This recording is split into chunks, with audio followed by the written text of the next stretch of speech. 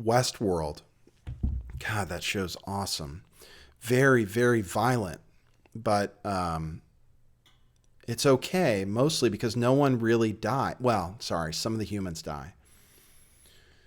But a lot of the violence is against things that don't die. So I haven't seen the season finale. I don't have HBO, apparently. Somehow I've managed to watch every episode, though, up until the last one. I thought I would have the last one. But it's okay. It's not about that. What I wanted to say about that show is how it ties into my view on the world, that this is a video game, or that it may as well be a video game, and that nothing matters except, there is no existence in this reality. There's nothing to compare this moment to in this reality except based on your memories of everything that came before. Okay?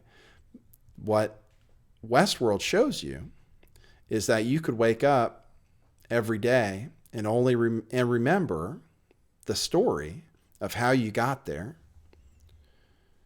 And if you woke up the next day and remembered the same story, then you'd have the same day. You'd never know you were living. You would never know that you didn't continue forever. That time wasn't real as far as your life goes. You had memories existing decades that never really happened. And that's a theme that the military wants to be able to eliminate memories. I don't know if you guys knew that. I covered it before. But with the Nicole Lovell case, I believe, DARPA want to treat PTSD. They want to eliminate memories, bad memories, sort of like Eternal Sunshine of the Spotless Mind, which is a very good movie. Good writer. Charlie Kaufman, I believe, is who made that movie. If they can replace memories, that changes reality. That changes the real world, because the real world is inseparable from your perception of it.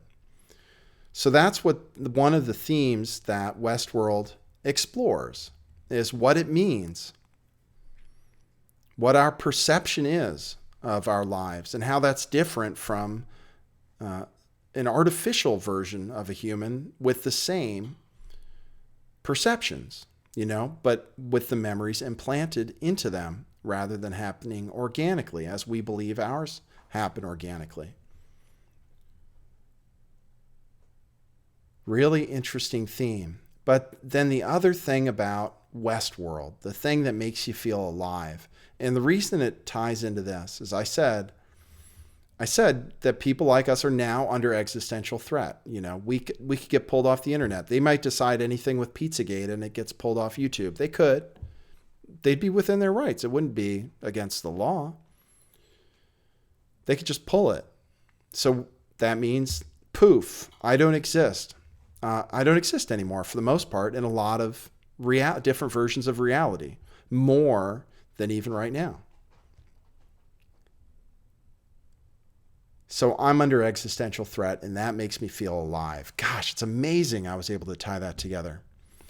I would have totally been lost. I feel alive because I'm under threat of death. It makes me feel like fighting. Well, anyway, that's what happens in Westworld. You're constantly under the threat of death. But you can't die. So this is what I'm going to tell you. This is the realization of why these people become exceptional in Westworld and why they're drawn to Westworld is because it removes fear. There is no fear of death. Once people, well, at least the characters that take their storyline, take control of their storyline, are not being manipulated by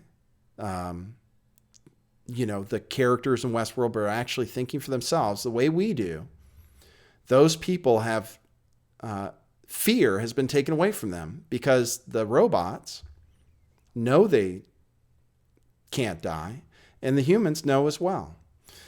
Yet all the same, they're constantly fighting for their lives. They constantly feel as if they're fighting for their lives. It's a real sense of being alive.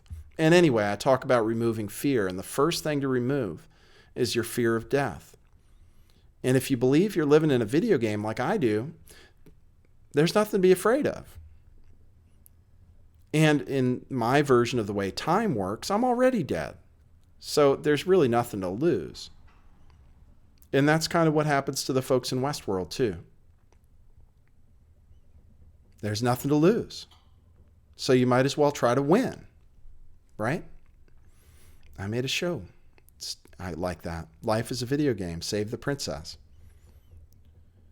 Might as well try because, there's nothing to lose.